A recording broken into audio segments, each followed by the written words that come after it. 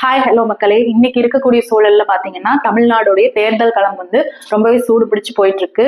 நீங்க எல்லாருமே வந்து நியூஸ் சேனல்ஸ்ல பாத்துட்டு இருப்பீங்க. இப்ப வந்து அவங்க அதிமுகவா இருக்கட்டும் இல்ல டிவிகேவா இருக்கட்டும், இந்த எல்லா கட்சிகளும் அவங்களுடைய வந்து மேனிஃபெஸ்டோ வந்து நான் வெளியே சொல்லிட்டு இருக்காங்க.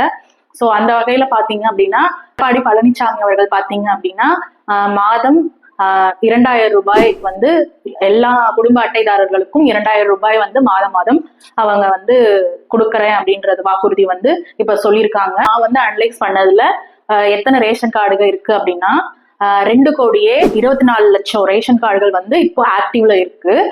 சோ இப்போ இந்த மாசம் வந்து ஒவ்வொரு குடும்ப அட்டைதாரர்களுக்கும் பாத்தீங்கன்னா 2000 ரூபாய் வீதம் 2,24,00,000 கார்டுகளுக்கு அவங்க கொடுத்தாங்க அப்படின்னா மாசத்துக்கு பாத்தீங்கன்னா 4,450 கோடி வந்து செலவாகுது.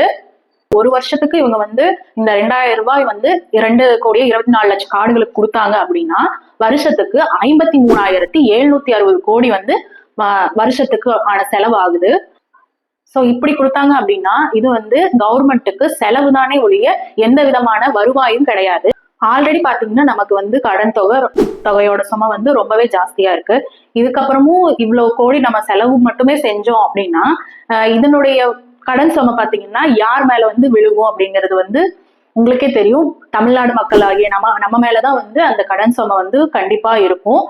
சோ இத பத்தி நீங்க என்ன நினைக்கிறீங்கன்னு வந்து கமெண்ட்ல சொல்லுங்க.